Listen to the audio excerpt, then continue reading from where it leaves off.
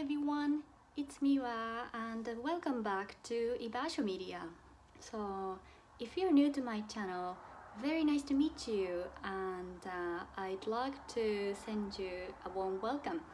And for those of you who are new to my channel, one of the main themes in my channel is house sharing in Dublin.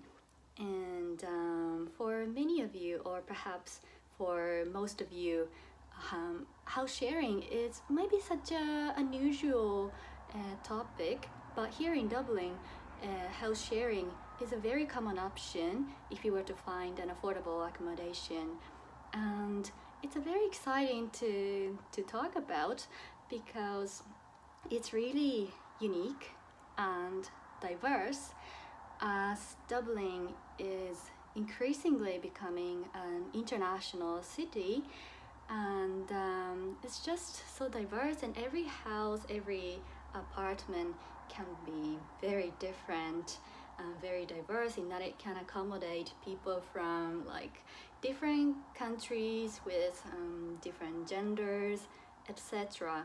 So I'm really glad that I have this platform where I can share with you this topic.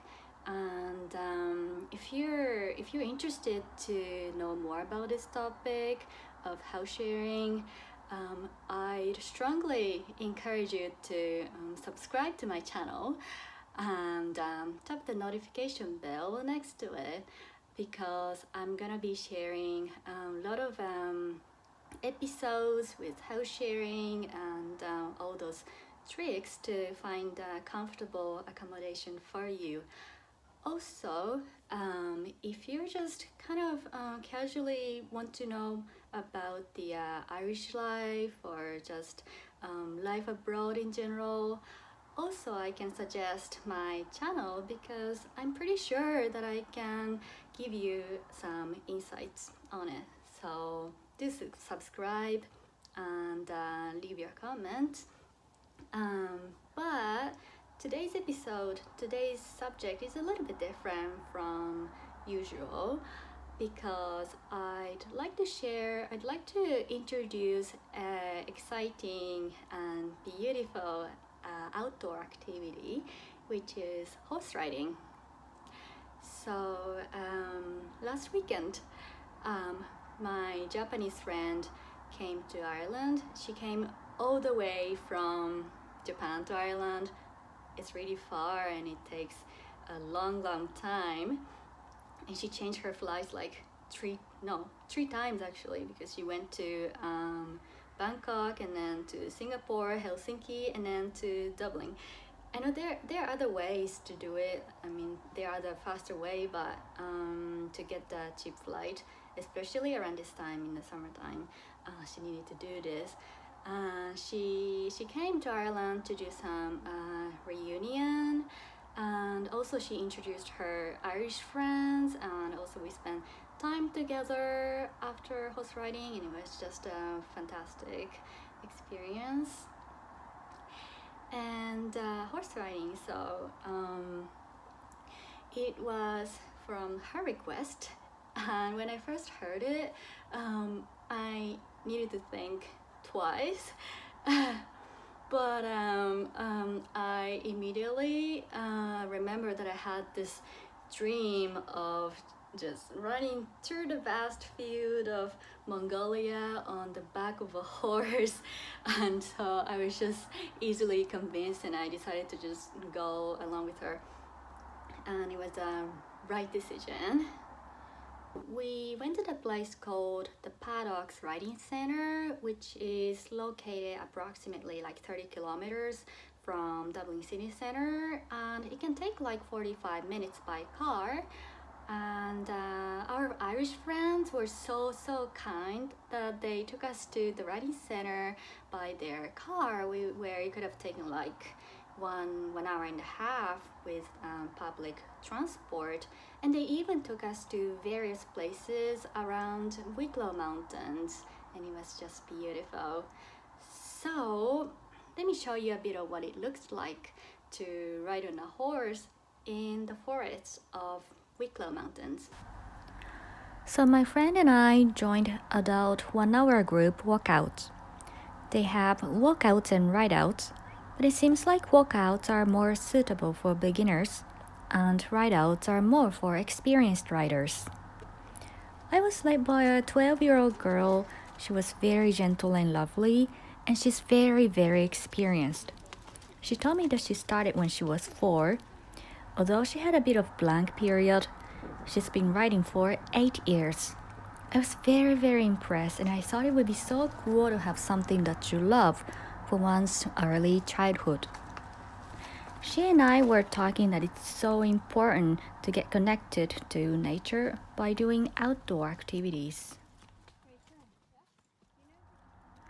Particularly for many of us who lead a busy life at work and at home, I was really convinced that it's just so necessary to spend time away from our busy city life and put ourselves into nature.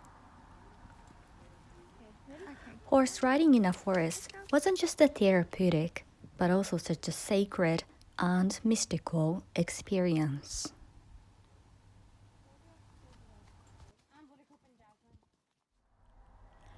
Our Irish friends took us to a traditional pub afterwards, and it was just so wonderful, and I'm looking to make a video on this at another time, so stay tuned, guys.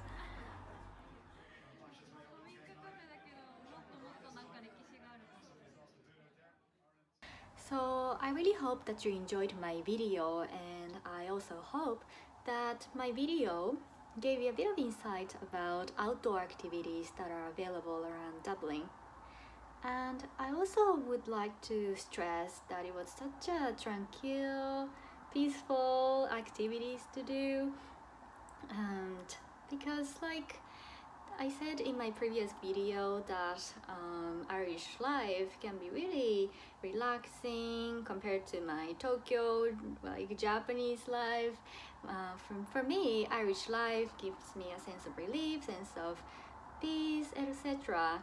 And I'm glad that my Japanese friend actually took me out of this city life for a moment, because when I went there, when I went into the forest, when I went into the woods, then that time I really realized that okay, I had actually, although I thought that my life is more relaxing than Tokyo, I realized that I was actually spending busy life, and I didn't notice that until I went into the nature and had this authentic experience on my own, and it was really relaxing and therapeutic experience at a really deep level. So I really would like to encourage you to go out and go into nature, even if you don't think you're hectic or really busy for your work or studies or whatever it is for you. And if you don't have so much time, although I really would recommend you to go to Wicklow Mountains and spend time there, it's a really beautiful place. You can go out, for example, to a park nearby, or you can have like a short walk along the beach. It's really Dublin is such a small city, so it doesn't take so long to go to the seaside. So I can really recommend you to take some time and take yourself out into the nature, because really while spending time in nature, I do hope that you can kind of get connected to yourself, and maybe you might be able to hear what your heart has to tell you.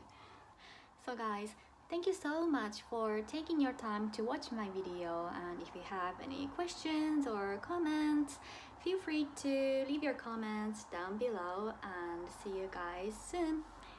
Bye bye, take care and have a nice weekend.